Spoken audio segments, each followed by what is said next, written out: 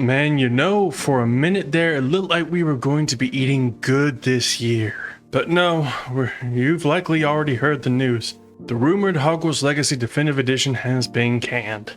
Hello crows and non-crows alike, my name is Joe Mack, otherwise known as Support Crow, and today I've crawled out of my modding cave to share my thoughts on the topic. To recap, the Hogwarts Legacy Definitive Edition was rumored to be a thing by credible industry insiders. In the end, it was Warner Brothers and Avalanche Software's worst kept secret, supposedly supplying players with 10 to 15 hours of new content, which some people theorize could have involved cut companion content, likely a Ravenclaw companion, be it Amit the Car or someone entirely different. Unfortunately, Warner Brothers decided to cancel this expansion despite the year it's been worked on, supposedly due to the quantity of the content not matching with the price target. I have a number of questions and a number of concerns, but first I just want to express my disappointment. Something you'd like to say, dear? Oh, there are several things I would like to say. Modding has been great.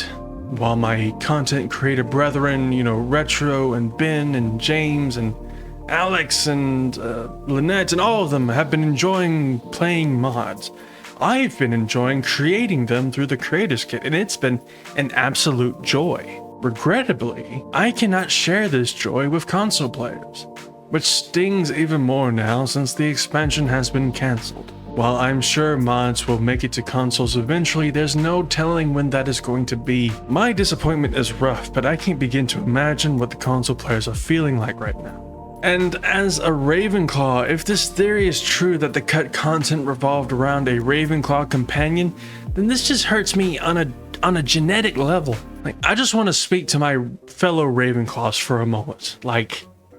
We were robbed, right? We endured the jokes after the state of play when Poppy and Natai and Sebastian were revealed and we got nothing. Oh yeah, Ravenclaw, your companion is an imaginary friend. Very funny. Then there were the house quests. Gryffindor gets to play hide and seek with some ghosts. Slytherin gets some cool lore drops. Hufflepuff gets to go to Azkaban.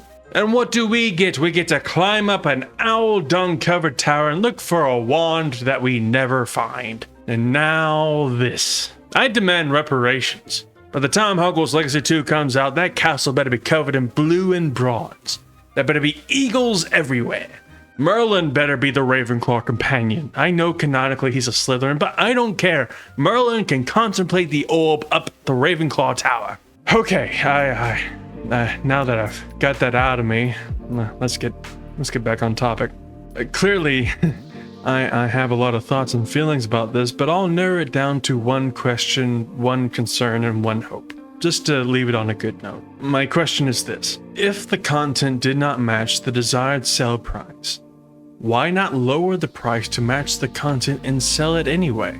I'm very confused by the logic here from Warner Brothers. You're willing to lose millions on the live service gamble of Suicide Squad, but you're not willing to sell a DLC for a game that sold 35 million copies because the content doesn't match the price you like? Why take the unnecessary loss in development time when you could potentially make all of that back tomorrow?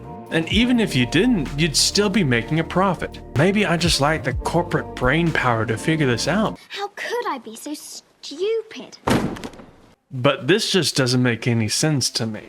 My concern is based on history. If you have been a BioWare fan since the mid to late 2000s, then you have seen this before. EA bought BioWare, EA greenlit multiple BioWare projects, and the studio suffered trying to balance those projects, leading to cuts, cancellations, and layoffs. Granted, there were other factors involved, and EA did not force BioWare to start multiple projects. BioWare did this themselves because they believed multiple projects was the road that would lead them to greater success. Ultimately, we know how that ended. Now, Avalanche and Warner Brothers are not BioWare and EA. I understand that, but I do not want to see history repeat itself here. Lastly, my hope. My hope is that this is truly for the betterment of the studio, and not because Warner Brothers was just too impatient and just wanted those devs to work on those multiple projects. I have hope that this is true, because despite Warner Brothers acting with some very bizarre logic at times, they'd have to be completely brain dead to not understand that the best thing Avalanche needs is time to do things the right way. Otherwise, they risk drilling a hole in what many consider to be their last lifeboat. And I'll give you one more hope, just for kicks and giggles. Based on what I do know of the industry and development, I'm pretty sure we'll see this content eventually. Probably not in the way you'd like it or expect it to be, but I'd be surprised if this content is not either recycled for future use or partially released as some kind of free update. Thank you for watching the video. I've got some plans on some new vids coming out later down the month. I still need to finish Avowed, and I look forward to sharing what I love about that game soon. Until then though, be safe, be well, be kind, bye bye.